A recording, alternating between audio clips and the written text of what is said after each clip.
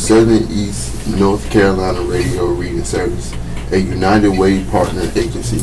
We are located on the campus of Fayetteville State University, and our signal is to carry by WNC Chapel Hill. Today is Friday, November 3rd, 2017, and your radio hosts today are Alice and James. We will be reading the news for today's edition of the Fayetteville Observer. Okay, we're going to start with the weather. Today, the high is going to be 82 with a low of 59. Tomorrow, Saturday, it's going to be 76 with the low of 57. Interval clouds and sunshine. Sunday, 79 with a low of 58. Pleasant with clouds and sun. Monday, 83 and with a low of 61, partly sunny. Tuesday, 83 with a low of 53. Times of clouds and a little sun. Weekend outlook. Did someone give summer an early wake-up call? The Cape Fear region will warm up to the low 80s in spots today and Saturday. Sunday looks a little less certain as cold air is dammed against the mountains. For now, it appears we may see some fog that morning. Warmer temperatures will hold. And that's our weather. Next, we will have history. Today is Friday, November 3rd, the 307th day of 2017. There are 58 days left in today's year. On November 3rd, 1900, the first major U.S. automobile show opened at New York's Madison Square Garden under the auspices of the Automobile Club of America. In 1839, the first open war between China and Britain broke out. In 1903, Panama proclaimed its independence from Colombia. In 1936, President Franklin D. Roosevelt won a landslide election victory over Republican challenger Alf Landon. In 1957, the Soviet Union launched Sputnik 2, the second man-made satellite, into orbit. On board was a dog named Lanka, who was sacrificed in the experiment. In 1960, the Meredith Willson musical The Unsinkable Molly Brown opened on Broadway with Tammy Grimes in the title role. In 1961, Burmese diplomat U Thant was appointed acting UN Secretary General following the death of Dane Hammarskjöld. President John F. Kennedy established the U.S. Agency for International Development. In 1964, President Lyndon B. Johnson soundly defeated Republican Barry Goldwater to win a White House term in his own right. In 1979, 5 Communist Worker Party members were killed in a clash with heavily armed Ku Klux Klansmen and neo-Nazi during an anti-Klan protest in Greensboro, North Carolina. Wow. Live wire. I used to live in Aaron Lake West Subdivision. Lumbee River ENC was our utility provider. I have a different electric company now, but what happened to capital credits I had with them? R.H. Hope Mills. Walter White, Director of Marketing for the Lumbee River Electric Membership Corporation, said the credits should still be good. The capital credits are still there, and if we have a current mailing address for them, they would continue to receive these checks, White said. It's still their money, even though they are no longer with us. White said if you need to update your mailing address or have any other questions, you should call 843-4131. You will get a recorded message offering several selections, including one for information about capital credits. Question: what is an address for Congressman Steve Scalise, T.S. Aberdeen? You're speaking of the Republican gentleman from Louisiana who nearly died after he was shot in June during practice in Alexandria, Virginia for the annual congressional baseball game. Scalise, 52, is House Majority Whip and represents Louisiana's 1st Congressional District. If you'd like to email Representative Scalise, go to his website at scalise.house.gov and click on the Contact Me section. Or you can write to him at 2338 Rayburn, HOB, Washington, D.C. 20515. Please note that he has posted on his website a note that postal mail is the slowest method of contacting him. All mail must be scanned for security purposes, which delays the correspondence for 2 weeks. Good luck. Livewire seeks to answer questions of general interest in consumer topics. Initials are used to identify questioners when names are given. Contact Livewire at livewire@fayobserver.com or at 486-3516. Need to know. Portable planetarium. Searching for something fun, educational, and enlightening for you and your family to do? How about a visit to the inflatable version of Robertson Planetarium? The planetarium will have shows at 1 and 3 p.m. on Saturday at the Robertson County Partnership for Children, 210 East 2nd Street. This month's program features the 40th anniversary of the Voyager mission's launch, called 910-671-6000. Exit 3318 for more information. Tickets are free, but reservations are required. Seating is limited to 23 people per showing. Diabetes symptoms.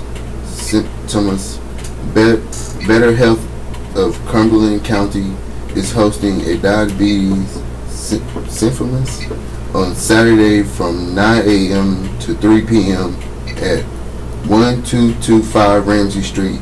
The event is free and open to adults with type 1 and type 2 gastro-diabetes or pre-diabetics at risk of diabetes and their caregiver. The symphony will feature diabetes expert sessions, a free healthy lunch, door prizes, flu shots, foot screenings, and medication recollections. To register, call 483-7534 or go to betterhealthcc.org. 3 Mile History Hike. Join staff at Carvers Creek State Park at 10 a.m. Saturday for a 3 Mile History Hike. The group will explore the Mill Pond, Silois, Pavilion, and other historical farm buildings not open to the public. Registration is not required. Bring a bottle of water and wear comfortable walking shoes. Meet in the front of the park office. Carvers Creek is at 2505 Long Valley Road in Spring Lake. Public safety. Cumberland County arrests Markel Devontae, artist 18 of the 6600 block of Pacific Avenue, was charged Thursday with common law robbery and conspiracy. Bail was set at $15,000. Tamika Eccles, 34 of the 7100 block of Evanston Street, was charged with fleeing to elude arrest. Bail was set at $2,500.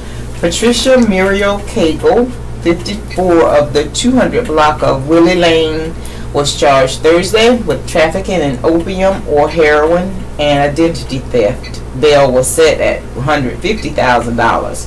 Break-ins. Spokane Road, 2100 block, reported at 10:29 p.m. Wednesday. 40 caliber handgun, 22 caliber rifle, electronics, and money were taken. Hope Mills Road, 1300 block, reported at 9 p.m. Wednesday. Nothing reported missing. Tax plan unfurled. Big House Republican bill would cut rates but also popular tax deductions by Alan Fram and McCarthy Gordon.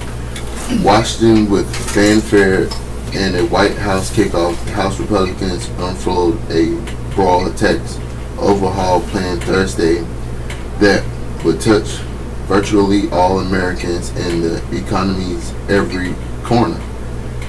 Millioning sharply lower rates for corporations and reduction personal tax for many, with fewer deductions for home buyers and families with steep medication bills. The measure, which would be the most extensive rewrite of the nation's tax code in 3 decades, is the product of a party that faces increasing pressure to produce a marquee legislative victory of some sort before next year's election.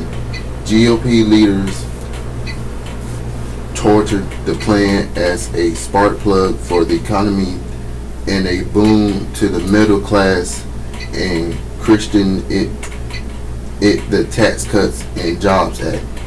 We are working to give the American people a giant tax cut for Christmas, President Donald Trump said in the Oval Office. The measure, he said, will also be tax reform, and it will create jobs. It will also increase the nation's debt, a problem for some Republicans, and Democrats attacked the proposal as the GOP's latest bonanza for the rich, with the phase out of the inheritance tax and repeal of the alternative minimum tax on the highest earners, certain to help Trump and members of his family and cabinet, among others. And there was enough discontent among Republicans and business groups to leave the legislative fate uncertain in a journey through Congress that leaders hope will deposit a landmark bill on Trump's desk by year's end. Underscoring problems ahead, some Republicans from high-tax northern eastern states expressed opposition to the measure's elimination of the deduction for state and local income taxes. Senate Finance Committee Chairman Orrin Hatch of Utah called the House measures a great starting point, but said it would be somewhat miraculous if the corporate tax rate reduction to 20%, a major Trump's goal, survived. His panel plans to produce its own tax package in the coming days. The House Republicans' plan, which took them months to craft in countless closed-doors meetings, represented the first step in their effort to revise what's been a politically disastrous year in Congress. Their drive to obliterate President Barack Obama's healthcare law crashed, and GOP landmarkers concede that if the tax measures collapse, their congressional majorities are at risk in next November's election. The package tax reduction will outweigh its loophole closure by a massive $1.5 trillion over the coming decade. Many Republicans were willing to add that to the nation's soaring debt as a price for claiming and resounding tax victory, but it was likely to pose a problem for others. One several brush fire leader would need to extinguish to get the measures through Congress. Republicans must keep their planned shortfall from spilling over that $1.5 trillion line, or the measure will lose its protection against Democratic Senate filibuster bill, killing delay that takes 60 votes to overcome. There are just 52 GOP senates, and unanimous Democratic opposition is likely. The bill would telescope today's 7 personal income tax brackets into just 4: 12%, 25%, 35%, and 39.6%. The 25% rate will start at $45,000 for individuals and $90,000 for married couples. The 35% rate will apply to family income exceeding $260,000 and individually income over $200,000, which means many upper income families with top rate is currently 33% would face high taxes.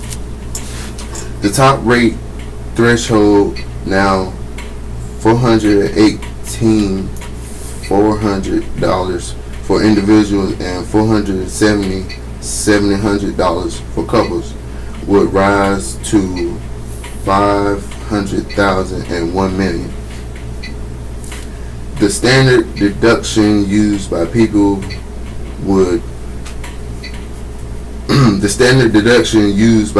who don't itemize around 2/3 of taxpayers will nearly double to $12,000 for individuals and $24,000 for couples. They're expected to encourage even more people to use the standard deduction with a simplified tax form Republicans say would be postcard size. Many middle income families will pay less thanks to the bigger standard deduction and an increased child tax credit. Republicans said their plan would save $182 in tax for a family of four earning $59,000, but features like phase out of some benefits suggest their taxes could grow in the future.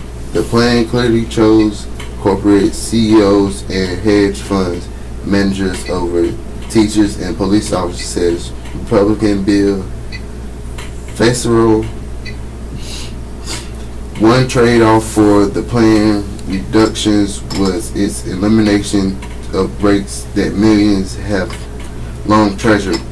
Gone would be deduction for people's medical expenses, especially important for families facing nursing home bills or lacking insurance, and their ability to write off state and local income taxes. The mortgage interest deduction would be limited to the first $500,000 of the loan, down from the current $1 million ceiling. All I want to know is, am I going to have to keep paying income tax? That's all I want to know. And I don't understand any of that, but that's all I want to know. Okay, Fayetteville native gets hearing for Pentagon Post.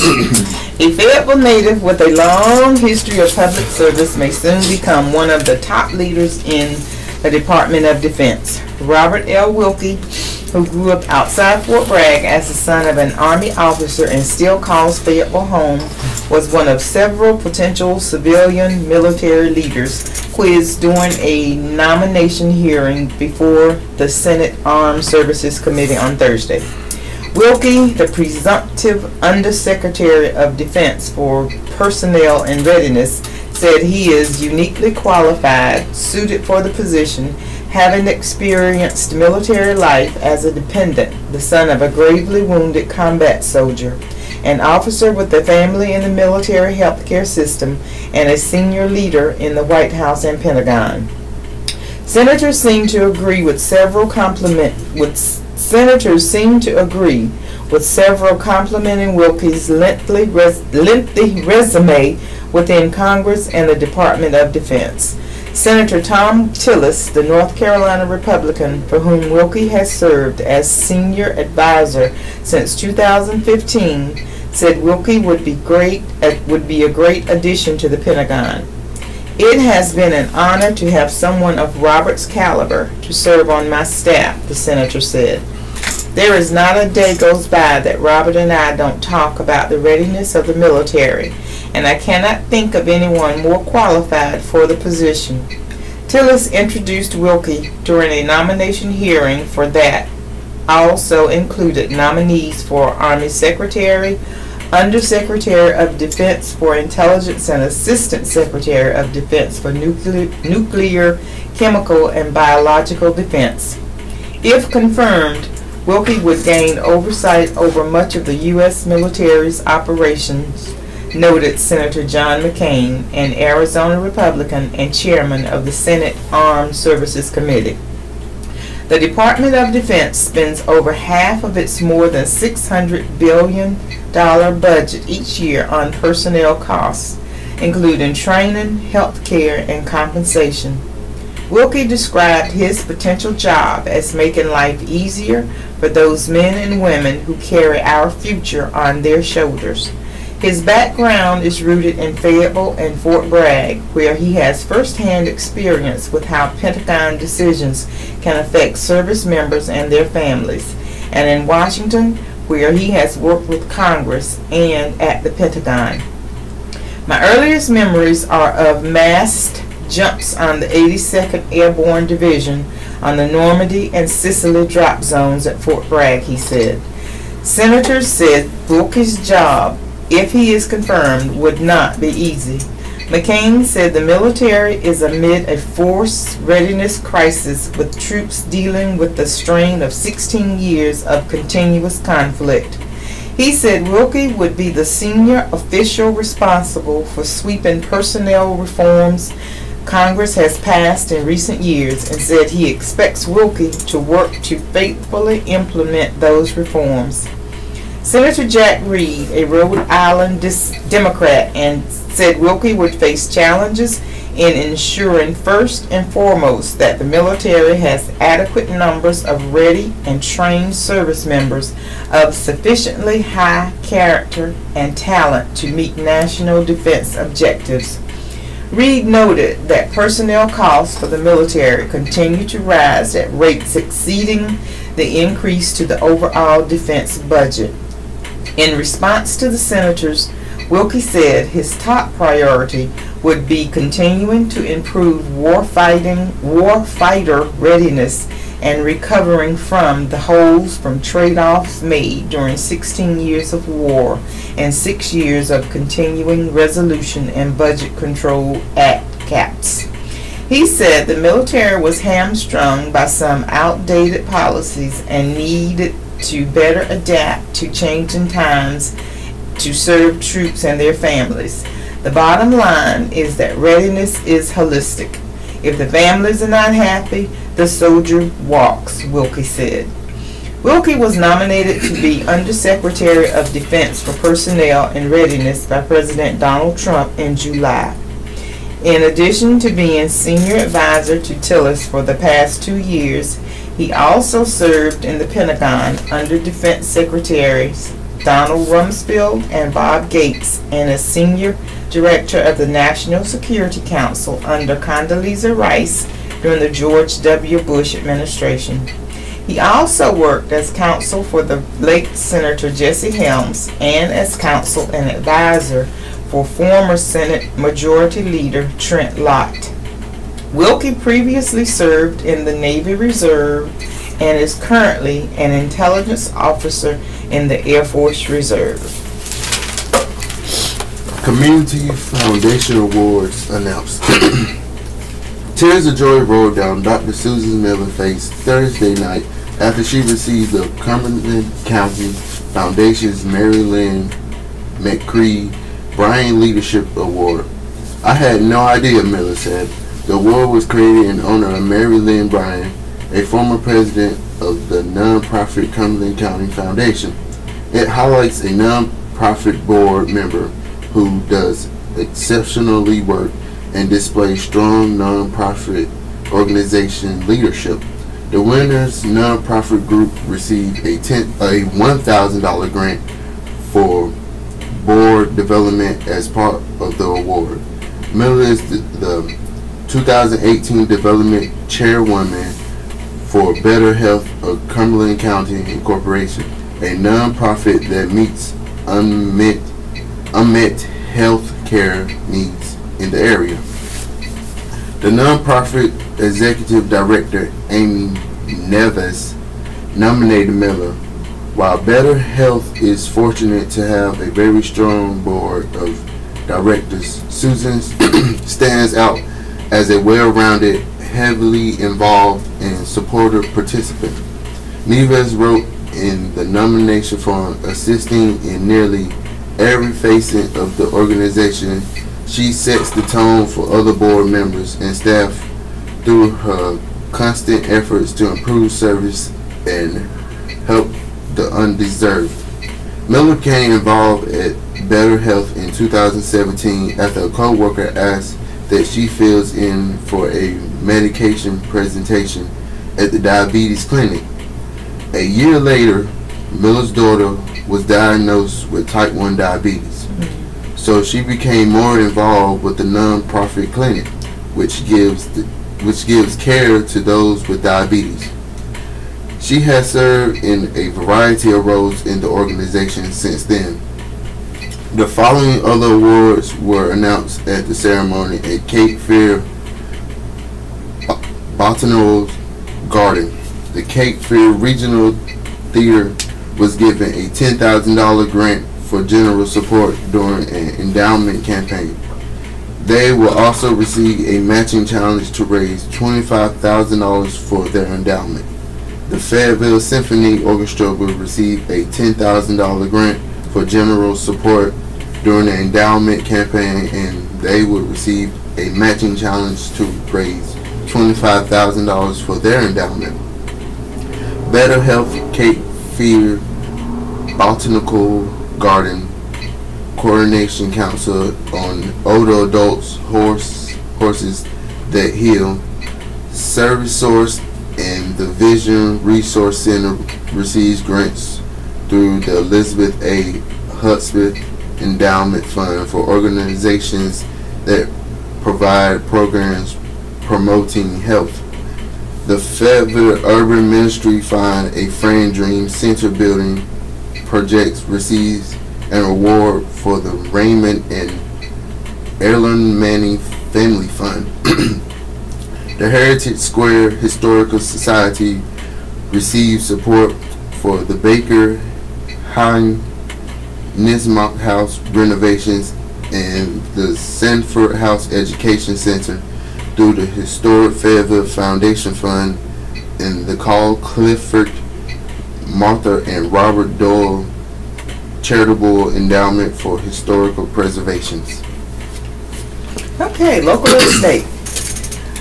The scientists who led a team of researchers that discovered a potentially harmful chemical in the Cape Fear River says that other compounds might pose a bigger challenge. Detlef Knapp, a professor at NC State University, at a Gen X and Many More forum Thursday, about 70 people attended the meeting at Methodist University. Studies have linked Gen X to testicular, pancreatic, and liver cancer in animals, but it is not known whether these effects are the same in humans. State officials began investigating Gen X in June after news broke that Knapp and the team of researchers discovered elevated levels of the chemical in the river downstream from the Chemours plant. The compound has since been discovered in private wells near the facility, which is off NC 87 in Bladen County near the Cumberland County line. Little is known about Gen X and other compounds called emerging contaminants. Knapp talked about test results from wells at the home of Mike Waters, who lives about a mile from Chemours. Tests at Waters' home found a total of about 15 compounds in the water. Knapp said that scientists can't precisely measure some of the compounds because they don't have a pure sample from which to calibrate their instruments. The challenge is that for some of those chemicals, we don't have analytical standards, he said. We're basically starting from scratch. Knapp said that if the health effect of chemicals aren't known, it's best to get them out of the water. He also talked about the potential that some compounds have been released into the air. These emissions have probably been going on for decades, he said. Knapp also talked about the effectiveness of water filters on removing Gen X and similar compounds. The test of Waters' well found trace amounts of C8, a suspected carcinogen that was used at the Chemours plant before it transitioned to Gen X. Kathy Brown, a lawyer from Charleston, West Virginia, talked about lawsuits against DuPont, which spun off Chemours as a separate company in 2013. The lawsuit, which started more than 20 years ago, culminated with a $670 million settlement by DuPont and Chemours in February. Gary Davis, a lawyer from Asheville, is involved with 2 current lawsuits over C8. He said tests now being done on wells within a mile of the Chemours probably won't find all the contamination. I think we're looking at the tip of the iceberg, he said. Davis said the residents around the Chemours plant will need an alternative water supply because the contamination likely will be around for years. It won't be cleaned up in my lifetime, in many lifetimes, he said. Fair at Expo kicks off the holiday. Best friends Charmin Herring and Rhonda Weldy were shopping at the first day of the 51st Holiday Fair at the Crown Expo Center on Thursday afternoon. Herring said she comes to the fair every year, but it was Whaley's first visit in several years. There are more vendors and it just seems like you have a bigger variety, Herring said. I'm seeing more craft stuff. There are more for men too. The fair is sponsored by the Junior League of Fayetteville and the organization Principles Fundraising continues through Sunday. Hours are 9 a.m. to 8 p.m. today and Saturday and 11 a.m. to 5 p.m. Sunday. General admission tickets are $10. According to the publicity chairwoman Tammy Hyde, more than 160 vendors from across the country are at the fair this year, selling everything from specialty apples to handmade dog treats, from candles to coca. Handmade Christmas ornaments were popular as always. Hyde said the Junior League has been planning this fair since January. This year's theme is Home for the Holidays. About 22,000 attended last year, and Hyde expects at least that many this year. We hear from a lot of folks in the area that it's the unofficial kickoff to the holiday season, Hyde said. It's an opportunity for families to get together and have a weekend. It's definitely a family holiday tradition. Proceeds from the fair benefits the many organizations the Junior League supports, including Operation Inasmuch, Second Harvest Food Bank, and many others. There's just a variety of organizations that we support throughout the year, Hyde said.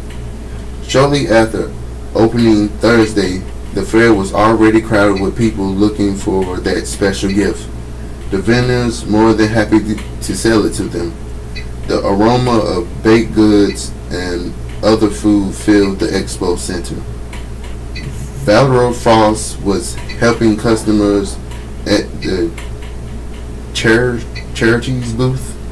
The Exton, Pennsylvania company sells specialty foods including jellies, soups, and salad. Visitors were sampling the company's product as they checked out the booth. I have a lot of people who say, I was here last year and I wanted this special thing, Foster said. There's only one lady who comes and buys a case of mustard every year. John Thompson was manning a booth for his company, Press, a creative space. The downtown Fayetteville business make personalized t-shirts, sweatshirts, and other items. Thompson said it was his second year at the fair. Last year was more of a learning experience, Thompson said. It was good to us, so we decided to come back. It took us 2 weeks to prepare for this. Charmin Herring says she hasn't missed a holiday fair in nearly 15 years. It just gets me in the Christmas spirit. She said it kicks off the holiday, and we certainly want to support the Junior League and all they do in the community. This is the Southeastern North Carolina Radio Reading Service, a United Way partner agency. We broadcast from the campus of Fayetteville State University, and our signal is carried by WUNC Chapel Hill. As a nonprofit agency, we rely on public donations. We request your support to continue our services. When making charitable donations, please keep the SENCRRS in mind. Our post office box number is 35029, Fayetteville, NC 28303. If you have any questions or comments, please call at 910-672-1600, or our toll-free number is 1-844-709-5656. Your radio hosts today are James and Alice. We are proud to serve you today. They all came back for me. Paratroopers honored for heroism in Afghanistan rescue. 582nd Airborne Division paratroopers, including the commander of the 1st Brigade Combat Team, were honored in Afghanistan this week for their effort to save fellow soldiers following a deadly attack. The soldiers' heroic effort came on August 2nd as they were returning to Kandahar Airfield, where the brigade serves as part of a Train, Advise, Assist Command South. An armored vehicle in their convoy with 6 soldiers inside was struck by a vehicle-borne improvised explosive device, killing 2 of the soldiers and injuring 4 others. According to the citation for award presented Tuesday, 1st Brigade soldiers, with complete disregard for their own personal safety, dismounted from their vehicle to rescue their fellow soldiers from the burning vehicle. General John W. Nicholson, the commander of American and NATO troops in Afghanistan, awarded the paratroopers medals honoring their efforts. Captain Brian A. Jacobs, Staff Sergeant Adam R. Scarborough, and Staff Sergeant Christopher B. Brown were awarded the Bronze Star Medal with Valor. According to a spokesman for the 1st Brigade, Brown also received the Purple Heart for wounds received during the attack. Colonel Tobin A. Mazig, the commander of the 1st Brigade, and Sergeant First Class Miguel A. Ray were awarded the Army Commendation Medal with Valor. The spokesman said, the paratroopers are among a force of approximately 2,700 1st Brigade soldiers serving across Afghanistan in a variety of roles. The August 2nd attack came a few weeks into the deployment. The attack killed 2 soldiers, Specialist Christopher Michael Harris, 25, of Jackson Springs, and Sergeant Jonathan Michael Hunter, 23, of Columbus, Indiana, and injured 4 others. One of the soldiers who survived the attack, Staff Sergeant Sarah Zimmerman, told the Fayetteville Observer earlier this week that the blast knocked over the Mine-Resistant Ambush Protected Vehicle, or MRAP. She came to after the blast with the vehicle burning and her right leg stuck. All other surviving soldiers had escaped. According to the 82nd Airborne Division, Scarborough and Jacobs climbed into the burning vehicle through the gunner's hatch to free Zimmerman. Brown and Mossig then helped pull her to safety. Zimmerman and 2 other soldiers injured in the attack are recovering at Fort Bragg. In August, she said her fellow paratrooper saved her life. I thank them, especially Scarborough, she said. Without him, I would not have gotten out of that truck. A lot of people call us heroes. I don't feel like one, Zimmerman added, but they are. They all came back for me. Wow. 3 heroes remembered valor in Vietnam. Joe Marmon, Bob Patterson, and Gordon Roberts know the cost of freedom. and they have the country's most time-honored patriotic medal to vouch for where they fought for a nation's liberty. War is hell, no matter the theater. And any American serviceman or servicewoman will tell you so.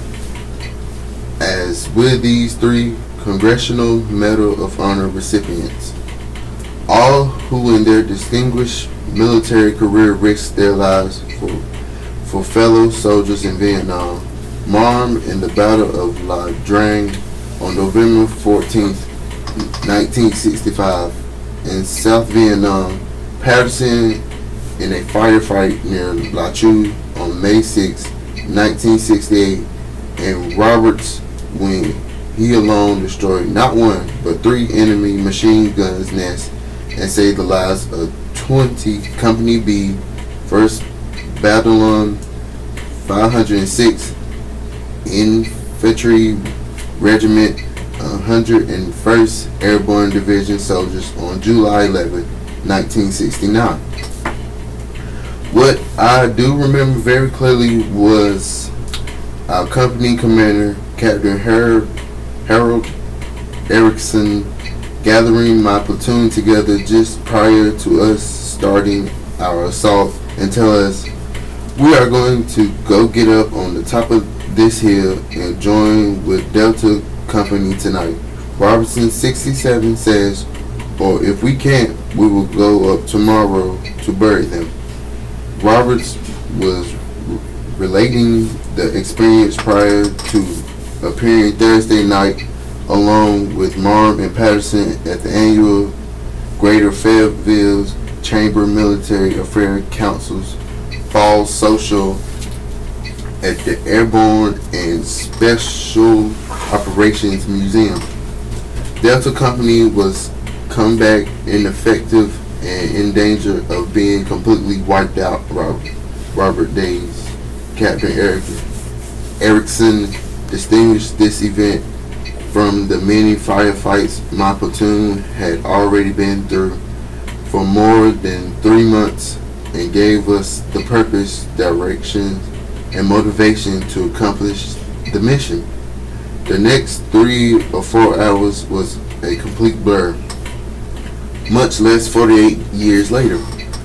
But it is easy to remember the feeling of joy when we joined up with the surviving members of Delta Company and realizing that we just might make it. Roberts said he doesn't think about the honor often, or March 2nd, 1971, when the Congressional Medal honor was placed around his neck by President Richard M. Nixon at a White House ceremony. But when I do think about it, Roberts says, I feel pride in knowing that those that I served with thought my actions deserving. Roberts, who resides in Linden, left the service that year, only to return in 1991 as commissioned officer and served on foreign soil for Korea, Haiti, Kuwait, and Iraq, as well as brigade commander at Walter Reed Army Medical Center and as command surgeon for the 1st Sustainment Command on Fort Bragg before retiring in 2012. Marm 75 would recount when he was a 2nd lieutenant and platoon leader of the 2nd Platoon, a company 1st Battalion, 7th Cavalry Regiment, and 1st Cavalry Division Airmobile, and took out a dozen Viet Cong soldiers in La Drag. It was the 3rd day of the battle, and I was shot in the jaw and never had so much pain in my life. Mom, who retired in 1995 as a colonel and lives in Fremont, was saying, I spent months with my jaw wired shut and eat baby food. I lost 3 men in my platoon. We had 121 wounded in our company and 79 died. They laid down their lives for us, and it was very humbling.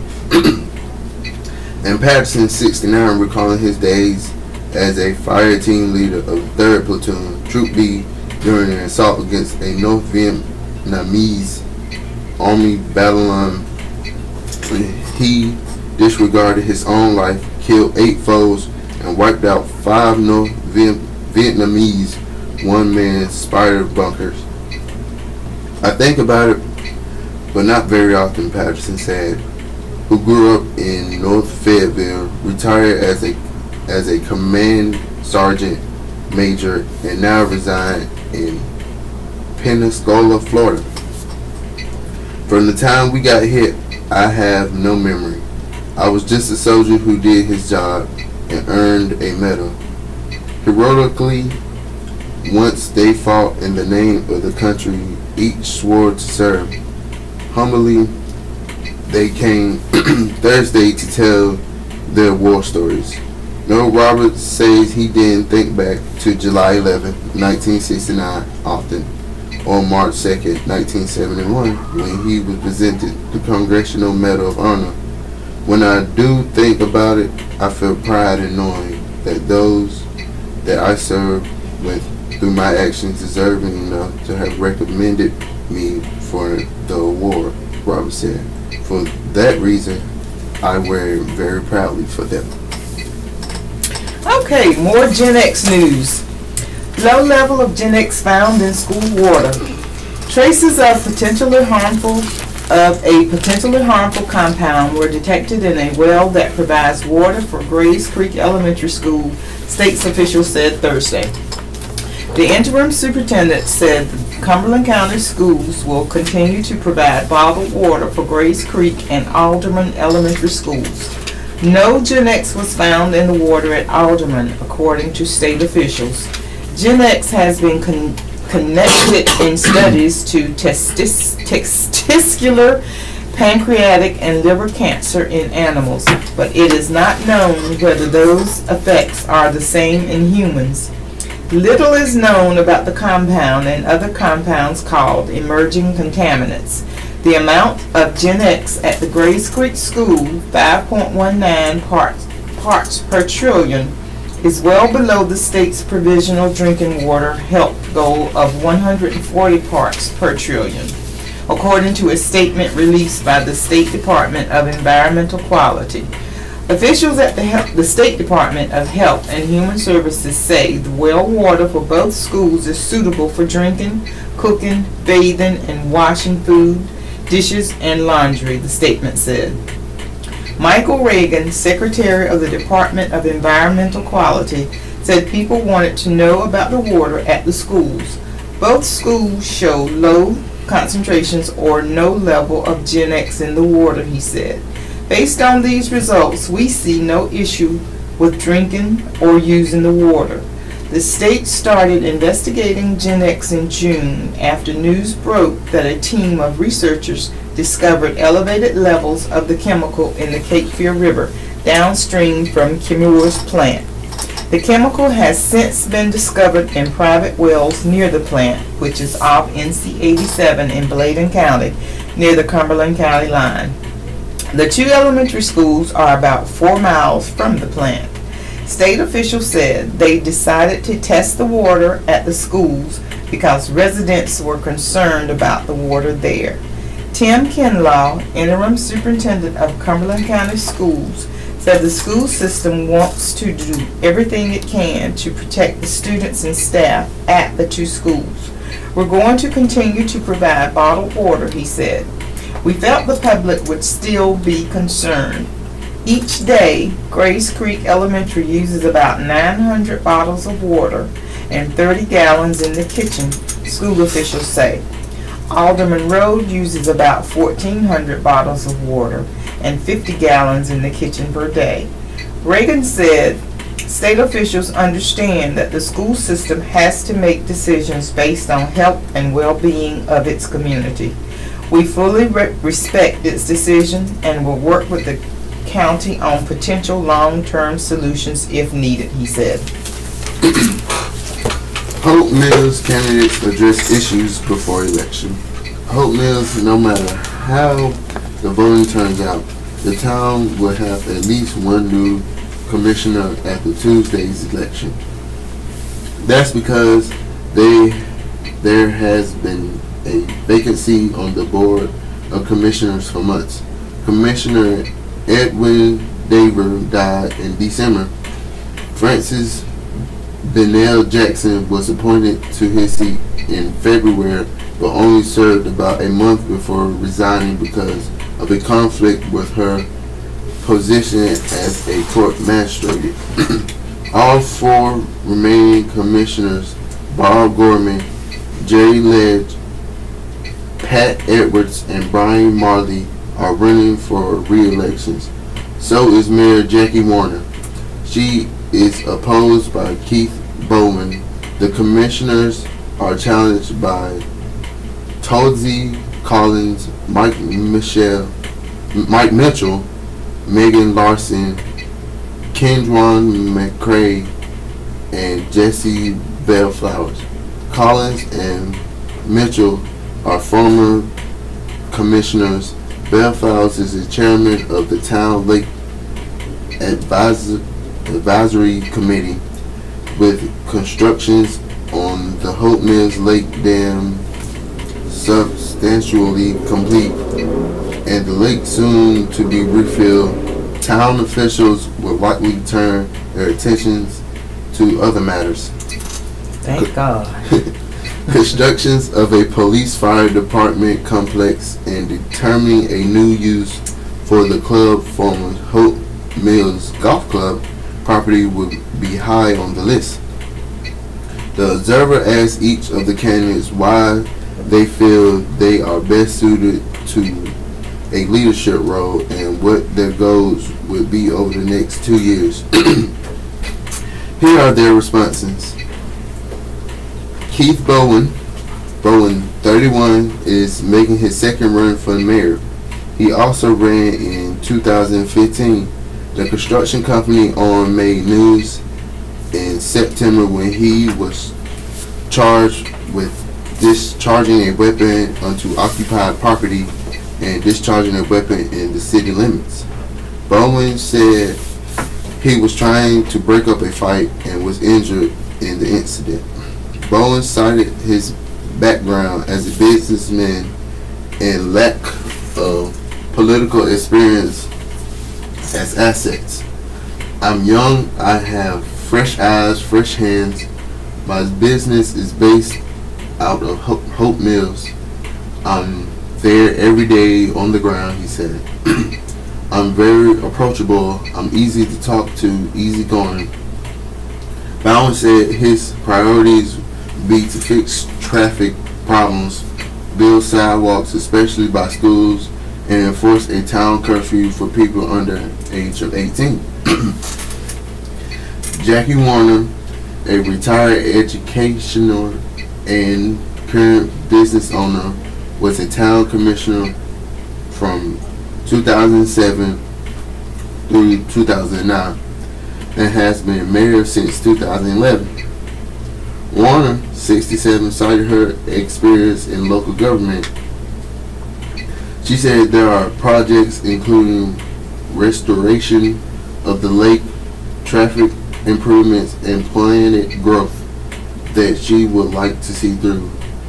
The progressive direction of our board while keeping community traditions that give Hope Mills its small town family atmosphere, along with the completion of long-awaited projects such as the restoration of Hope Mills Lake, development of a traffic congestion plan, museum, heritage park, to name a few, are my reasons for seeking the office of mayor, Warner said. The task of balancing budgets without tax increases, improving our traffic congestion through work with the Fayetteville Area Metropolitan Planning Organization and the Department of Transportation. Strong focus on sales tax distribution through the mayor coalition and work closely with our country county commissioners are ways that I will continue to work to make Hope Mills strong. Board of Commissioners. Jesse Bellflower, 61, is chairman of the Town Lake Advisory Committee. He works as a business administration instructor at Fayetteville Technical Community College. Bellflower said his involvement in many areas of Hope Mills make him a good choice. I bring to the table many years of strong leadership, and I pledge to listen to citizens' concerns and have an open mind and research every issue prior to making a decision, he said. Bellflower said a new police and fire headquarters is his first priority. He also would like to see satellite stations in the Jack Brick area. Also, he said the town needs to develop recreational facilities at a former golf course and address the problem of traffic congestion. On different times of the day, we've got some major courts that are just flat dangerous, he said. Tonesy Collins, 67, retired after about 25 years in law enforcement. Collins was nearing the end of his fourth term as a Hope Mills commissioner in 2013 when he was removed from office by his fellow commissioner from alleged harassment of town employees. Charges Collins denied. He lost 2 subsequent elections attempts. Collins said his experience with the town, including nearly 8 years on the board, would be a set. As goal, Collins started finishing the lake project and building a new police and fire department headquarters as priorities. One of many other major projects would be to work on the golf course, Collins said. Personally, I think we could open up the golf course now, make it a walkable area, then possibly float a bond and get some grants, get some multi-purpose fields in. Collins said splash pads and a pool also could be located at the former golf course. Collins said he also wants to see the town museum through the completion. Pat Edwards, 80, is seeking her 4th term on the board. She is a retired civil servant who works part-time at the funeral home. Edwards cited her work on the board in getting the lake restored and supporting development of the Walmart on Legendton Road. I feel I listened to the issues presented and addressed questions straight on the considered who might be affected. She said, I'll always be on my own person. I'll always be as transparent and open as I can. Edwards said she wants to follow through on the recommendations of a 5-year capital improvement plan addressing public safety, transportation, and economic development.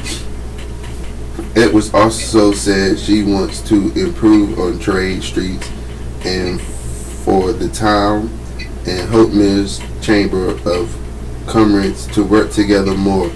She said children's education should be considered for the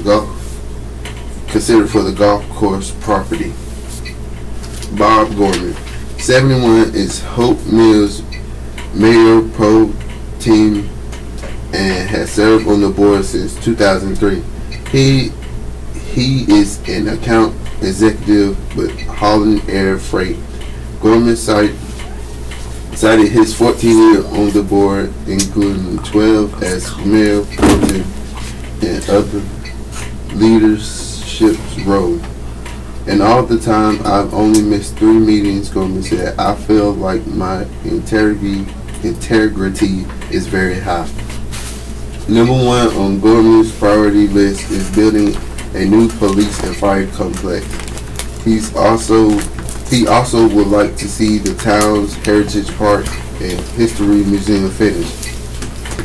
Gorman said he also wants to see the golf course property made use of. He said citizens survey has shown an interest in the swimming pool and splash pad there. Meg Larson, 48, is a homemaker making her first run for public office. She mentions her lack of a political background as an asset. I always been in management. I'm a get it done kind of person, she said. I'm very fiscally responsible. I definitely want to cut out some of the wasteful spending on consultants and studies. I completely for development. I just think the big picture needs to be looked at as far as the infrastructure and roads that we have. Larson said a new town fire and police station is a priority. She said the former golf course could be used for walking and biking while a permanent use is determined. I think green space is important to people, Larson said. Larson called herself a team player who is not afraid to speak up when needed. Jerry Led, 74, is a retired builder. He served on the town board from 2001 through 2007 and from 2011 to the present. He cited his years of the board as well as leadership in town youth programs as qualification for another term. Led said making Hope Mills a walkable community is a priority, as are new police and fire department buildings and establishing satellite police and fire department office. Led said the town could build a wagon wheels of fields for the former golf course and making money by hosting tournaments. He said an amphitheater, walking trails, bike path, and possibly disc golf are other possible uses. If more revenue is needed, Led said his favor a sale tax increase rather than a property tax increase. Brian Marley, 41, is Emergency Service Director and Fire Marshal for Hope County. He is seeking his 3rd term on the board. He cited his experience as a firefighter and commissioner. I would employ a common sense approach to decision making and keep the decision made in the best interest of Hope Mills, he said. Marley said he wants to see the Hope Mills Lake Park renovated, completed, a new fire and police complex built, the town museum opened, and progress made towards making use of the former golf course. Kendra McCrae, 39, is making her first run at public office. She is lead coordinator in social science and humanities at FTCC. McCrae cited a background in critical thinking and problem solving as qualifications for the board. I have the knowledge and willingness to collaborate with stakeholders to move the town of Hope Mills forward, she said. McCrae said she wanted to tackle the issues of traffic congestion, sidewalks, and storm waters. She said she wanted the recreational facility at the former golf course to serve everyone from children to senior citizens. Most importantly, it will offer teen activities to keep kids off the streets and out of trouble, she said. McCrae said she also wants to bring well-paying jobs to the town.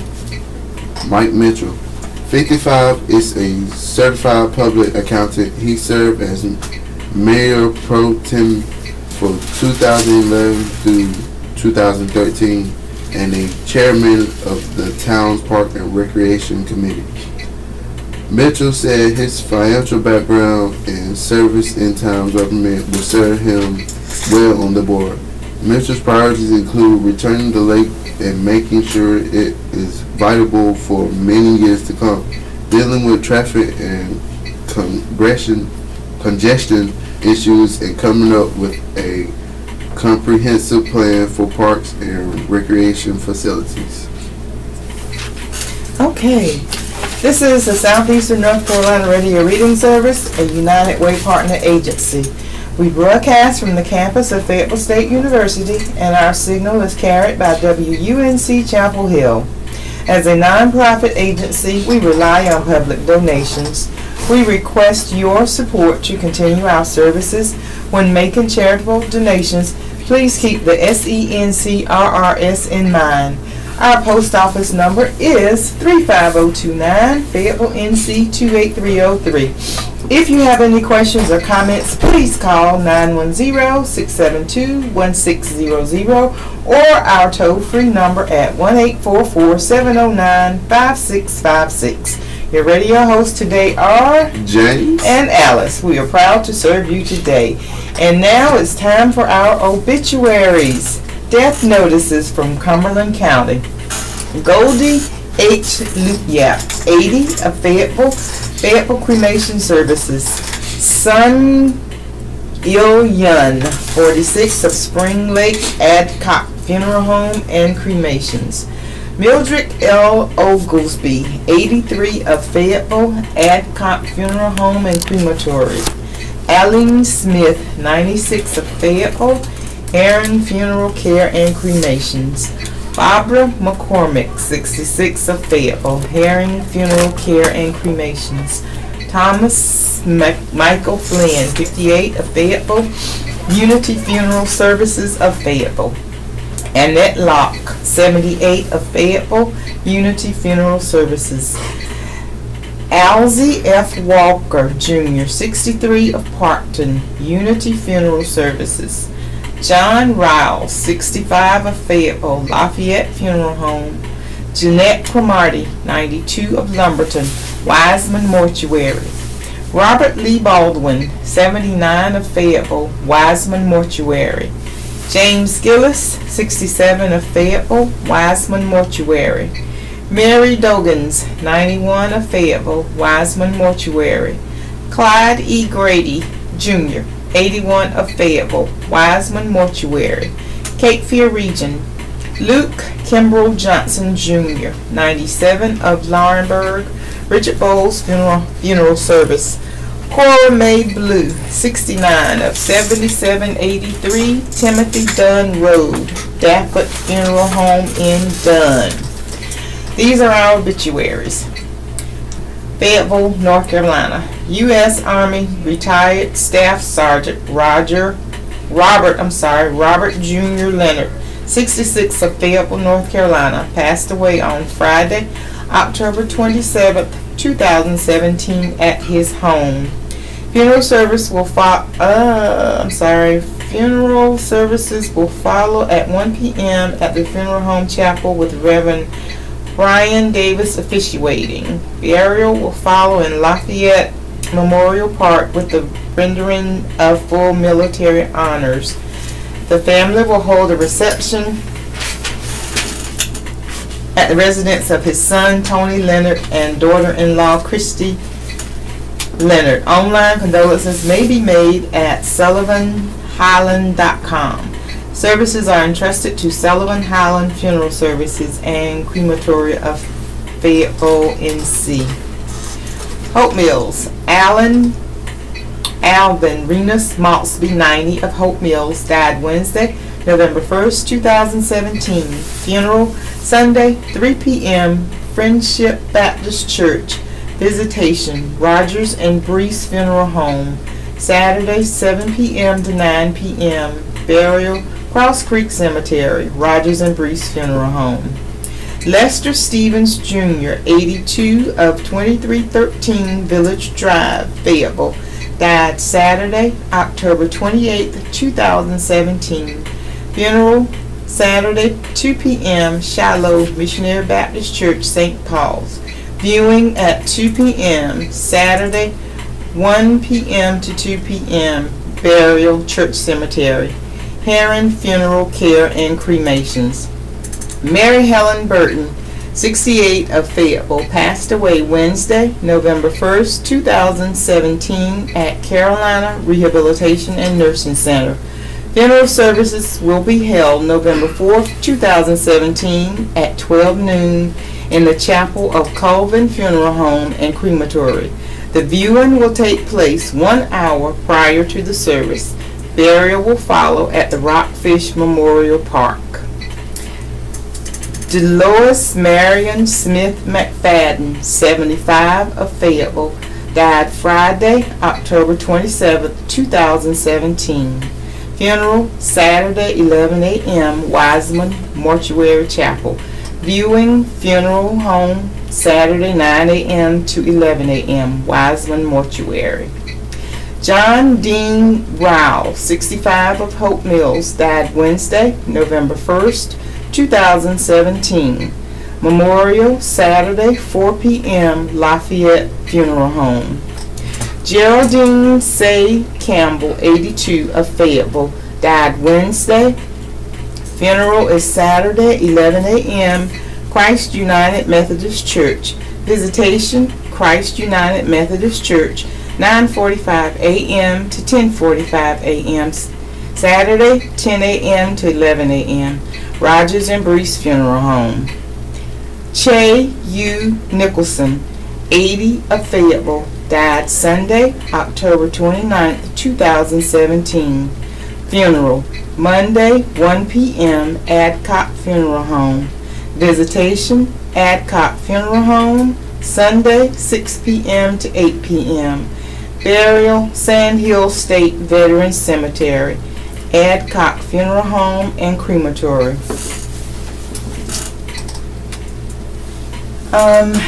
W.E. Bethune of Fayetteville died November 1st, 2017. He was born March 3rd, 1942 to Willie Bethune Sr. and Alice Bird Bethune of Bun Level. The family will receive friends at Snyder Memorial Baptist Church on Saturday, November 4th, 2017 in the Gathering Hall from 12:30 till 2 prior to the funeral service and at other times in the home. The funeral will be held at 2 o'clock in the sanctuary at Snyder Memorial Baptist Church. Graveside services will be held at 5 o'clock at Grandview Memorial Garden in Clinton, North Carolina. In lieu of flowers, donations may be made to Snyder. Nedra Fern Johnson Smith, beloved mother, grandmother, and great-grandmother, passed away peacefully in her home on Monday, October 30th, 2017. She was 90 years old.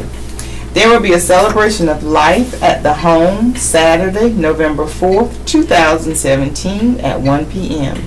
In lieu of flowers, donations may be made to Unchained Cumberland County, the Big Fix, 2674 George Owen Road, Fayetteville, NC 28306, www.unchainedcc.com, or to the charity of your choice. Sula Mae Whitted, 90, of Fayetteville, died Monday, October 30th, 2017. Graveside, Saturday noon, Cumberland Memorial Park, Wiseman Mortuary. Rosaria Basta, 98, of Hope Mills, died Saturday, October 21st, 2017. Memorial, Monday, 5:30 p.m., Good Shepherd Catholic Church. Visitation, Good Shepherd Catholic Church, Monday, 5 p.m. to 5:30 p.m. Pinecrest Funeral and Cremation Services, Hope Mills. Sarah Love Powers Pope, age 93, of Lumberton, passed away after an extended illness on Wednesday, November 1st, 2017 at Glen Flora Nursing Facility. She was born July 19, 1924 in Bladen County. Following the visitation, a time of visitation will take place prior to the service on Saturday, November 4th, 2017, from 1 o'clock to 2 p.m. at Floyd Mortuary and Crematory Incorporated. Following the visitation, a funeral service will be held at 2 p.m. in the chapel with Reverend Joe Bounds officiating. Burial will be private. In lieu of flowers, memorials may be made to Clarkton First Baptist Church, 10233 North College Street, Clarkton, NC, 28433. Online condolences may be made by visiting www.floydmortuary.net.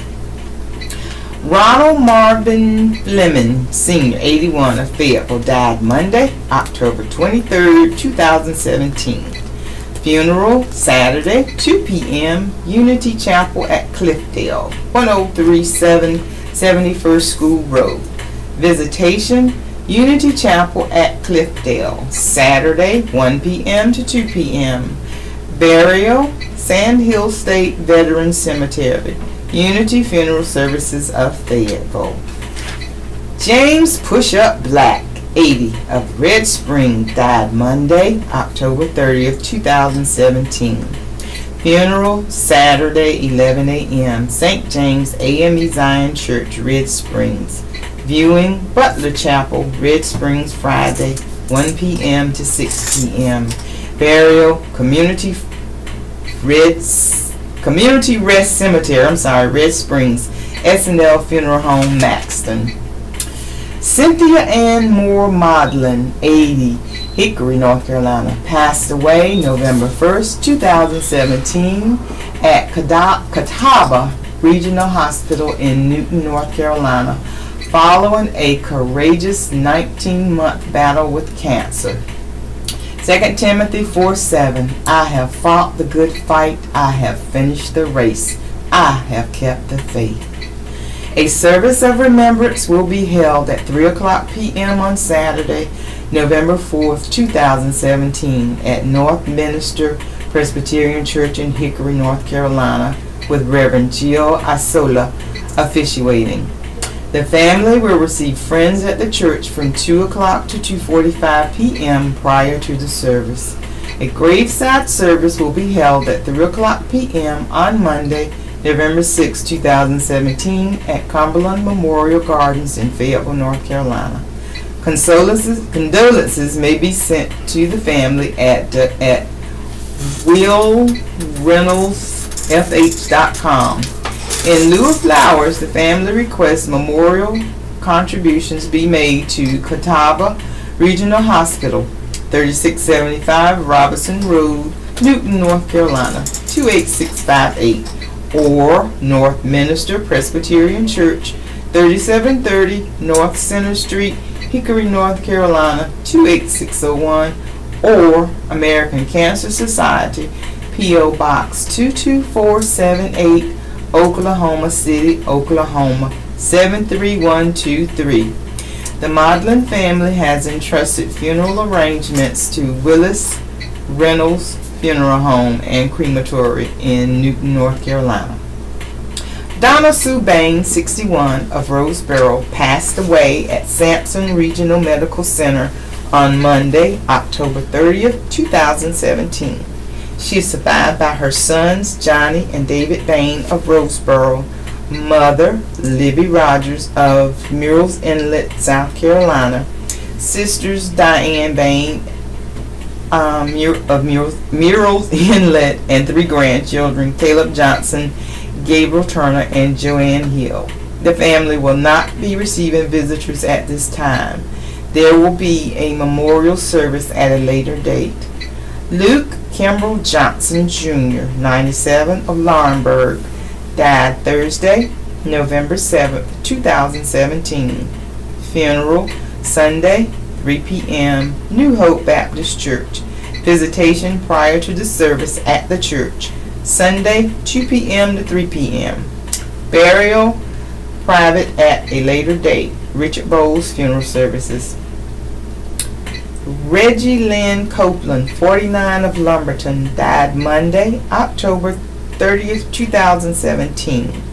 Funeral Saturday, 11 a.m. East Lumberton Church of God. Visitation prior to the service. Saturday, 10 a.m., 11 a.m. Burial, New Hollywood Cemetery.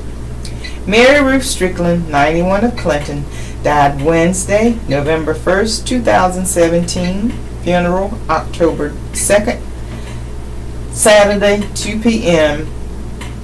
Funeral Saturday, 2 p.m. Crumpler Honeycutt Funeral Home. Visitation, Crumpler Honeycutt Funeral Home. Saturday, 1 p.m. to 2 p.m. Burial, Clinton City Cemetery. Randolph Davis, 63 of Laurel Hill, died Tuesday, October 31st. Funeral, Saturday, 1 p.m. St. Mary's AME Church, Laurel Hill. Viewing, Purcell Funeral Home, Chapel, Laurinburg. Friday, 3 p.m. to 6 p.m. Burial, Johnson Baptist Assembly Cemetery, Laurel Hill. Purcell Funeral Home, Laurinburg. Samantha A. Moody, 26 of Volusia, Florida, formerly of St. Paul's, died Sunday, October 29, 2017. Funeral, Sunday, 2 p.m., Rogers and Brees Funeral Home. Visitation, Rogers and Brees Funeral Home. Saturday, 6 to 8 p.m., Burial, Fayetteville Memorial Cemetery, Rogers and Brees Funeral Home. James Charles Hall, 60 of Whiteville, died Wednesday, November 1st, 2017. Funeral, Saturday, 11 a.m., Whiteville First Baptist Church. Visitation, Mackenzie Mortuary. Friday, 6 to 8 p.m., Burial, Whiteville Memorial Cemetery. John Stephen Jovanovich, 78 of Pembroke, died Tuesday, October 31st, 2017.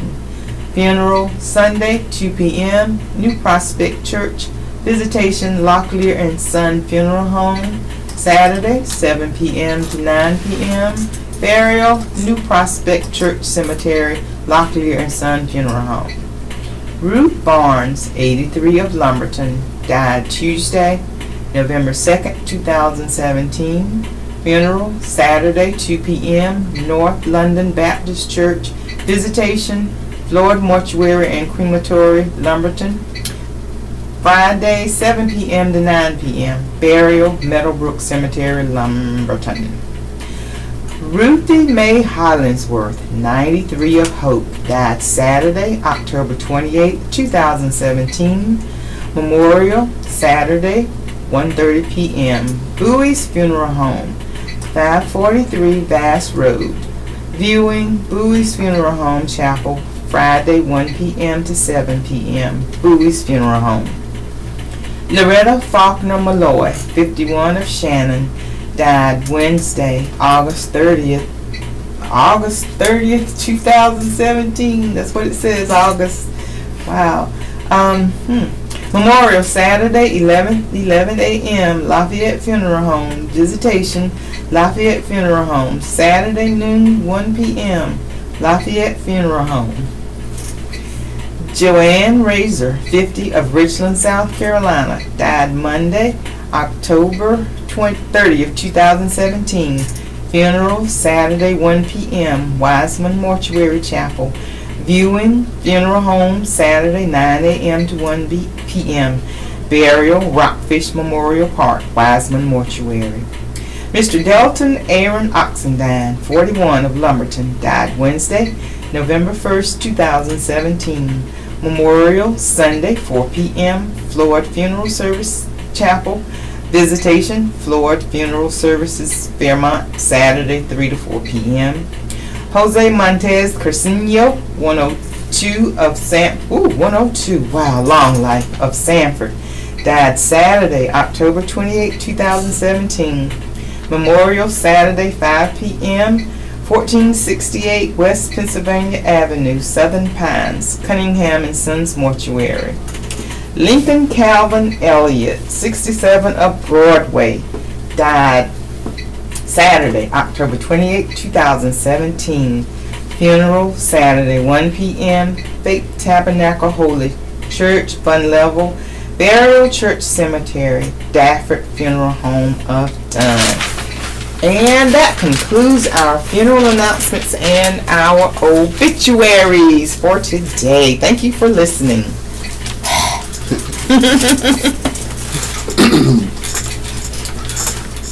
What it means to walk with God by Billy Graham. Question. You often say in your column that we need to learn to walk with God. But what does that mean? I don't have any trouble believing in God, but I don't think I understand what it means to walk with Him. Answer. The key is to understand what happens to us when we commit our lives to Jesus Christ. By nature, we are separated from God because of our sins. But when we open our hearts to Christ, He forgives us and comes to live within us by His Spirit. In other words, we now have a personal relationship with God. We have become God's friend, and He has become our friend too.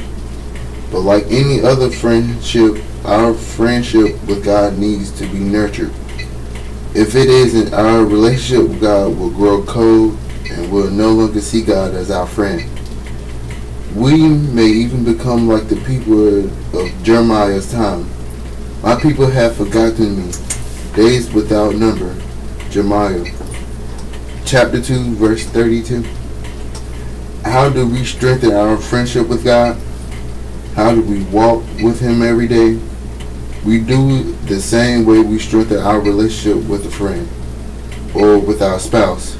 We spend time with them, talking and listening to each other, sharing our concerns and joys, even helping and encouraging each other. In other words, we walk with them, enjoying their company and sharing our lives. The same is true with God. Because He is with us, we can turn to Him in prayer at any moment, sharing our concern and expressing our love for Him. We also can listen to Him as we read His Word, the Bible, and hear others preach and teach from it. Make sure of your commitment to Christ and then walk with Him every day. Dear Abby, girl sees red flags in her online friendship overseas. Dear Abby, I met this guy through a dating site. We began chatting and hit it off. We talk almost every day and have Skyped a few times. We've been getting closer and closer. I really like him, and he has told me he feels the same. The thing is, I'm not sure if he's telling me the truth. We live in different countries, and for all I know, he could have a girlfriend and be messing with me. I also don't know how to tell my parents. They don't support online dating, and they don't think I'm ready for a relationship. Please help me. I'm really confused, chatting from another country. Dear chatting, it is hard to keep emotions in check and think clearly when the adrenaline is pumping and our hearts are beating a mile a minute. Because you are a minor and have to respect your parents' decisions until such time as they agree you're ready for a relationship. A way to earn their trust and to prove that you are mature enough would be to be honest about what you're doing and thinking rather than sneak around hoping to slip something by them. When that time comes, finding someone closer to home, somebody you can introduce to them in person, will make your life easier in the meantime. Concentrate on school and the opportunity it provides. Good advice, Abby. This is the Southeastern North Carolina Radio Reading Service, a United Way partner agency. We broadcast from the campus of Fayetteville State University, and our signal is carried by WUNC Chapel Hill. As a non-profit agency, we rely on public donations. We request your support and continue our services. When making a charitable donation, please keep the sensors in mind. Our post office box number is 35029, Fayetteville, North Carolina 28303. If you have any questions or comments, please call at 910-672-1600 or our toll-free number 1-844-709-5656. Your radio host are Alice and James, and we are proud to serve you today.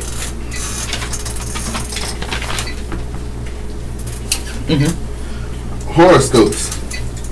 Scorpio. A kind of gravitational pull has you and a rival coming closer together today. This is something you surely want to understand better. Sagittarius. You may want to wait to open a certain can of worms today, as certain routine duties should be dispensed with first prioritize. Capricorn. You can make a domestic adjustment today that has everything running at a faster pace and a higher level of efficiency. Aquarius. The day opens on a note of high expectation, but you may realize later that this was a false alarm. Be satisfied with routine invaders. Pisces. This day's schedule may not be at all what you had hoped for, though it's not your fault that none of the pieces seem to fit together. Aries. You'll enter into an arrangement with a friend or co-worker feeling good about what you could bring to the table, but is this reciprocal? Taurus. You know that you can do more for someone close to you than anyone else. If you are given the chance, you may have to manufacture that chance. Gemini. You will likely start working on a key problem before you have even gotten out of bed today. Cancer. You may have to wait for someone to vacate his or her spot before you can move into your rightful place today. There's no rush, however. Leo. Despite your natural confidence, you may be wondering if you have made the right decision with regards to someone younger than yourself. Virgo. You can prove to your critics that there is nothing to the assertion that the task ahead of you is too big for you to handle. Libra. You can take advantage of shook values today as you present something that no one expects. You may attract quite a large audience. That's it? Okay. Judge deliberating Bergdahl's sentence. Defense lawyer wants to consider dishonorable discharge. A judge is deliberating the sentence for Army Sergeant Bo Bergdahl, who pleaded guilty to desertion and misbehavior before the enemy after walking off his post in Afghanistan in 2009. Colonel Jeffrey Nance, the military judge overseeing the court-martial, began deliberations just before noon Thursday. Court was recessed just before 5 p.m. without a decision. Prosecutors asked that Bergdahl receive 14 years of confinement, demotion to the rank of E1 private, and a punitive discharge. Prosecutors said the torture and beatings that Bergdahl endured as a prisoner of the Taliban for 5 years should be considered as the judge decides the sentence. Defense lawyers asked the judge to consider a dishonorable discharge with no confinement. Bergdahl pleaded guilty October 16th without a plea agreement. Earlier this week, Bergdahl gave unsworn testimony in which he apologized to the service members who searched for him. He said walking off post was a horrible mistake. Bergdahl's disappearance triggered extensive, hastily planned search missions, including 2 where service members were injured. During his time in captivity, Bergdahl endured torture and constant beatings. He was deprived of nutrition and water and left in isolation. Closing arguments lasted about an hour and ended about 11:30 a.m. Major Justice Justin O'Shannah, one of the prosecutors, said Bergdahl had a simple choice on June 30th, 2009, to show up for duty or don't. Bergdahl's decision, he said, put hundreds of service members at risk to search for him. It wasn't a mistake, it was a crime, O'Shannah said. He added later, he ignored his duty and abandoned his post and platoon. O'Shannah recalled testimony from soldiers who deployed with Bergdahl and service members who searched for him. Prosecutors closed their case with powerful testimony from Shannon Allen, the wife of National Guard soldier Mark Allen, who was shot in the head while searching for Bergdahl. Allen suffered a traumatic brain injury and is confined to a wheelchair and unable to communicate. Shannon Allen testified that her role has changed from wife to caregiver to her husband, and that he doesn't even have the ability to hold her hand. Despite knowing the risk of hasty missions, O'Shannah recalled that every soldier who searched for Bergdahl did not waver because he is an American. Yet, O'Shannah said, Bergdahl made a decision to leave based solely on his desires. O'Shannah played several audio recordings of Bergdahl from an interview with Lieutenant General Kenneth Dahl, who questioned the soldier when he returned to the United States. In the recordings, Bergdahl told Dahl that he didn't want to waste my time during a year deployment and that he wanted to go to Special Forces. Those thoughts, O'Shannah said, reflected Bergdahl's desire to have a more aggressive role and proved that he wasn't a failure. In the defense's closing arguments, Captain Nina Banks said Bergdahl has matured since his decision to walk off his post. He is remorseful, she said. It is undisputed that Sergeant Bergdahl paid a bitter price for decisions he made in June 2009. She said, Banks said at that time Bergdahl wasn't aware that he suffered from a mental disorder.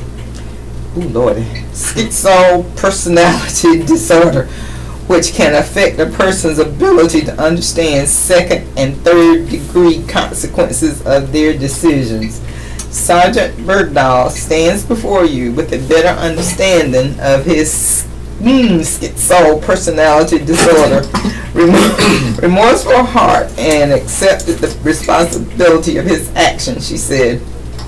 He acknowledged his actions were wrong and understands how they were wrong. He apologized to those affected by his decisions and tearfully expressed remorse for those who looked for him. She said Bergdahl understands service members were injured searching for him. She added those injuries were caused by the Taliban, not Bergdahl. It doesn't go unnoticed, Banks said, of the injuries to the service members. The injuries should be kept in contrast. Those injuries are recognized just as much as their service. But the Taliban caused those injuries.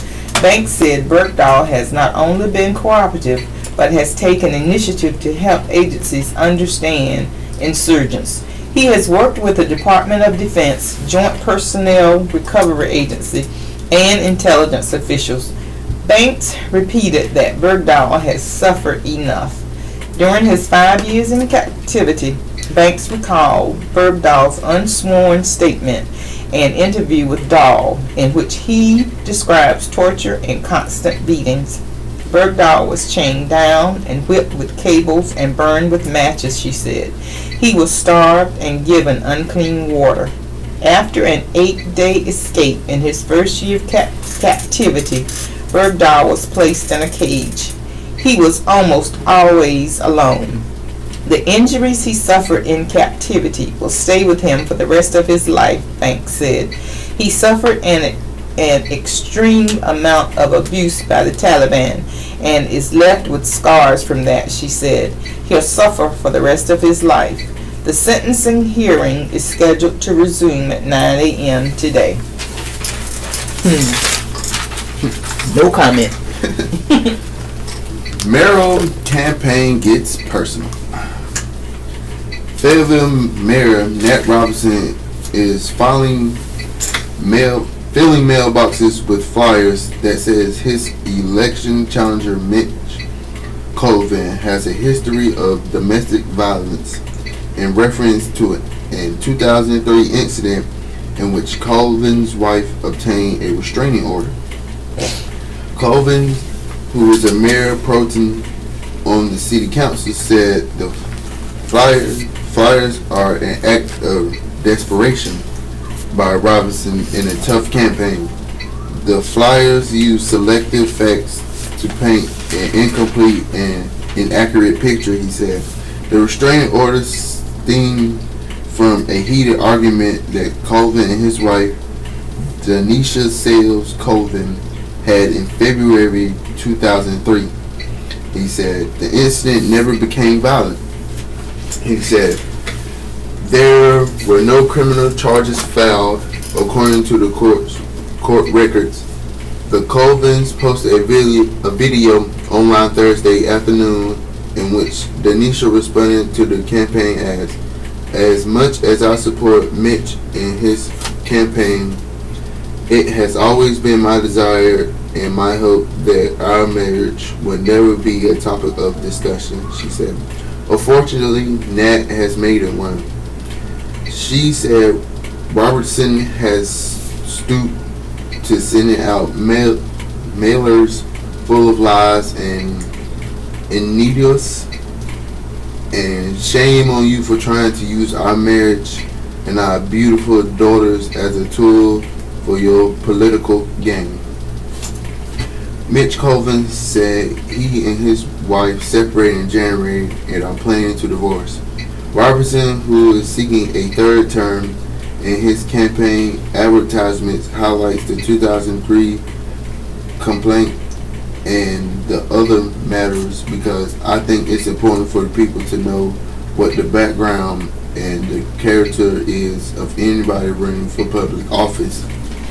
He said the restraining order is part of a pattern of behavior and signals whether Colvin has integrity. Robertson's campaign advisement also reiterate Colvin's misdemeanor conviction from the early 1990s and regulator sanctions since 2014 involvement his funeral home business. The order is called a ex parte domestic protective order. Denisha Colvin on February 19, 2003 went to the courthouse, presented her case to a judge, and asked for a short-term restraining order telling Mitch Colvin to stay away from her. As is standard in this type of proceeding, Mitch Colvin was not present to tell the judge his side of the story. He will get a chance at a later court date. In the document, which was particularly printed on Robertson's campaign advertisement, Denisha Colvin wrote, Henry Mitchell Colvin Jr. and myself were involved on February 18 in a domestic situation that has made me fearful of my life and my two children. He has a gun which was taken away by law officers on last evening and has threatened to put me out and take the children away. Denisha Colvin written complaints never alleged specific acts of violence. District Court Judge Beth Kever granted Denisha Colvin's request and, as incumbent in these situations, temporarily forbade Mitch from proceeding a firearm. In addition to seeking the restraining order, Denisha Colvin asked the court to award her child support and custody of the couple's two children. District Court Judge Kim Tucker dissolved the restraining order on February 26, 2003. Another document dated March 26, 2003 says, the parties have reconciled and worked out their problems. The case was dismissed in August of that year when the Colvins did not show up for the scheduled hearing. In the Colvins video Thursday, Denisha Colvin discussed the 2003 restraining order. It is true that our marriage has had its share of disagreements and arguments, as most married couples do, which has led to the actions that we wish we could take back in hindsight, she said. One of those arguments that led to the other was one of those situations.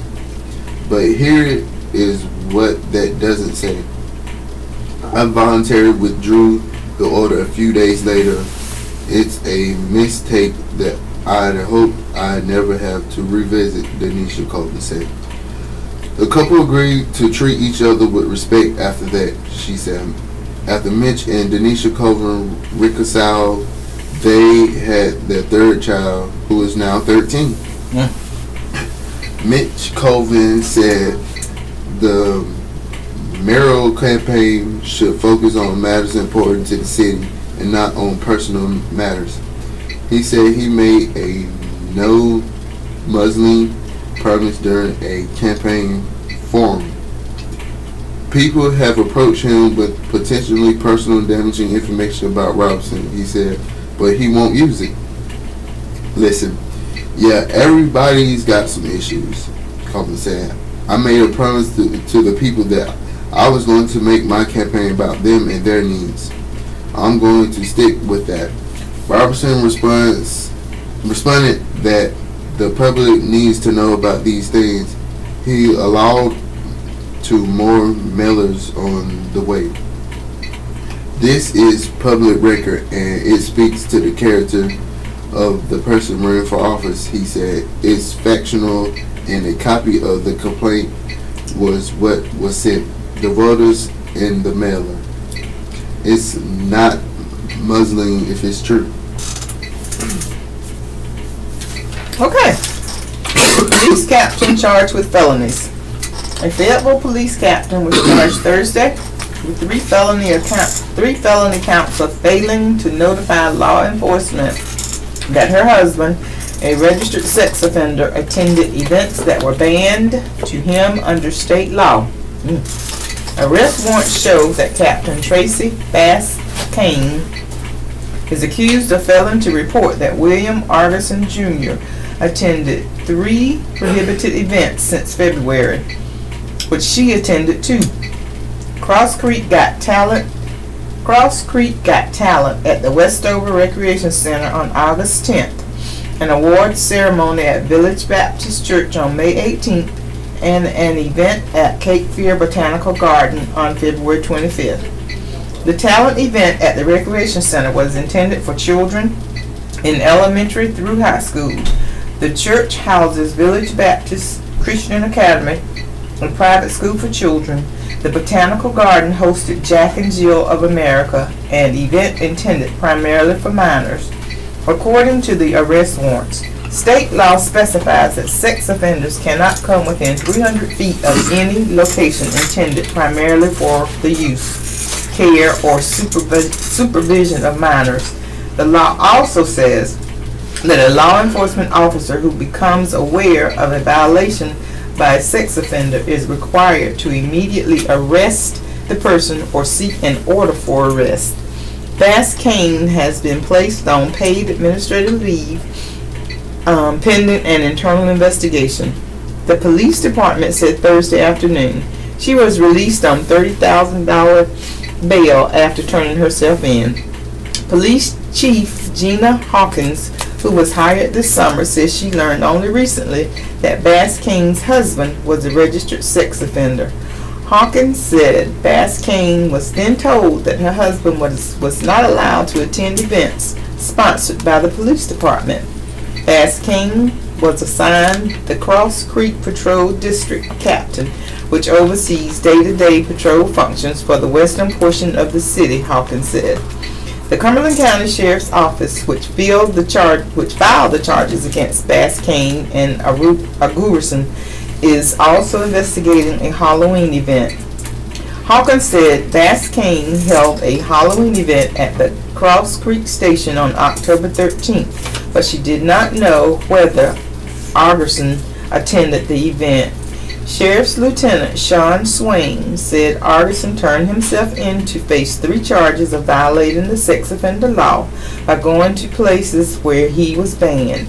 His bail was set at $30,000. The North Carolina Sex Offender Registry shows that Argerson was convicted in another state in 2009 for a sexual offense involving a 12-year-old.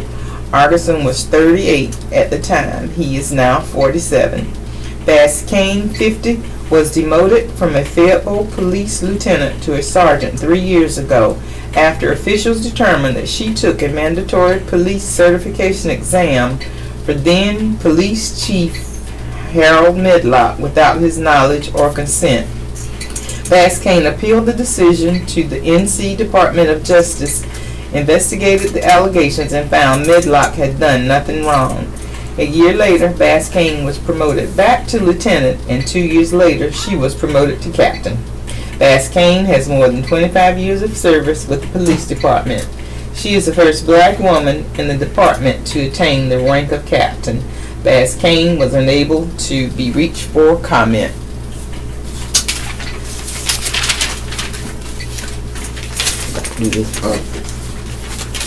Okay, let's do TV schedule. Friday evening, WTVD, Channel 11. 6 p.m. ABC 11 News. 6:30 World News Tonight with David Muir. He must be new, but then I don't watch that news. 7 p.m. Jeopardy. 7:30 Wheel of Fortune. 8 p.m. Once Upon a Time, Greenbacks, and that's new. 9 p.m. Marvel's Inhumane, Havoc in the Hidden Land. The royal family returns to Attilion. I don't watch that, so I don't know what it's talking about. And 10 p.m. is 2020. And of course at 11 p.m. it's the news. WPDE, Channel 15. That's ABC again. ABC News with David Muir again. Same thing as WTVD 11 because it's ABC. Okay, moving on to CBS. Okay, this is Channel 17 and Channel 10. North Carolina News at 6. CBS News at 6:30. Judge Judy at 7. Judge Judy again at 7:30. At 8, MacGyver. Jet engine and pickup truck. Woo! Mac must put out an oil well fire, and this is going to be a new episode. At 9, Hawaii 5-0. Kamoi Ka'i Ani. Woo! I can't believe I got that right. A string of murder mirrors folklore, and that's going to be a new episode.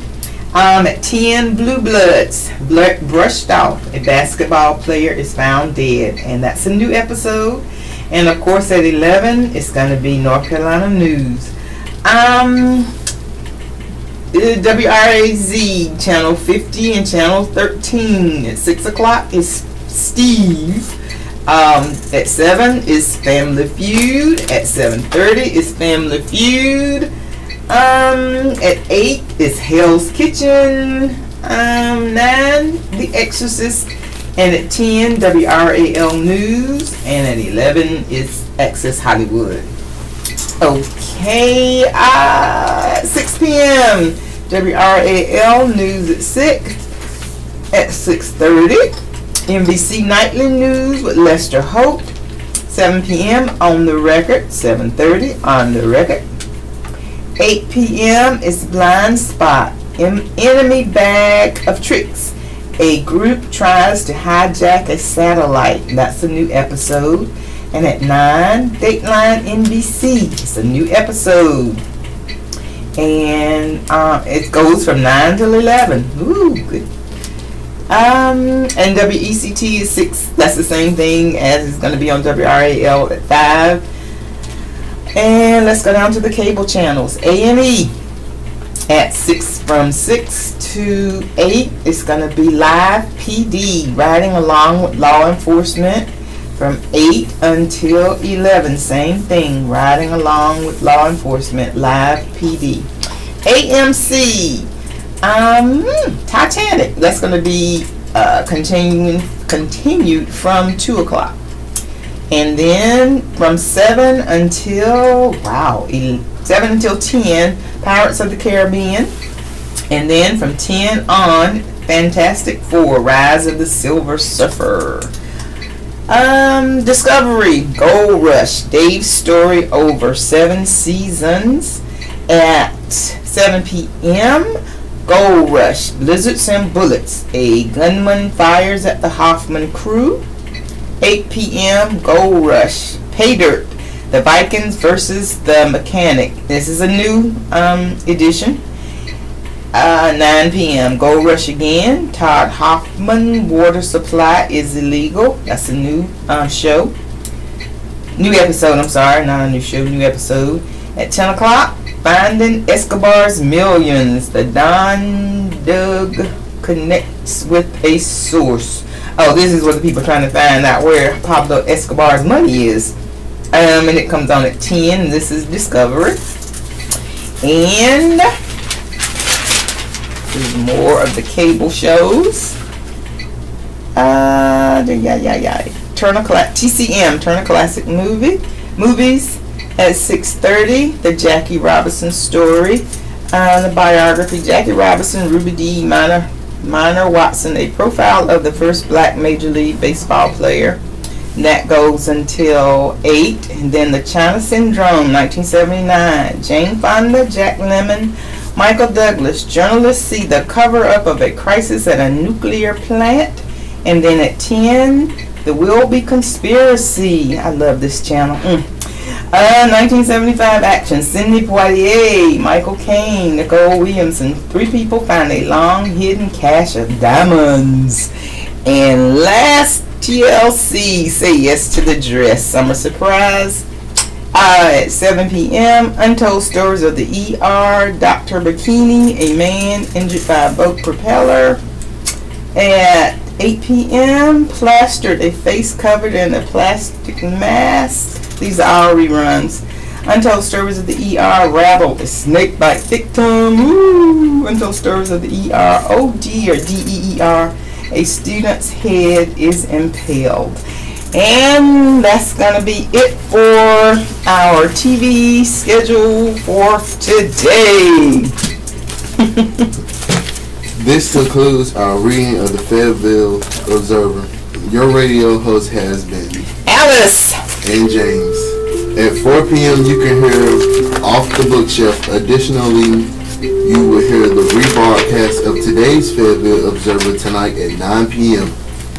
We will now join the Raleigh Network for additional news of interest. Thank you for tuning us in. We enjoyed being with you this morning. Have a wonderful day.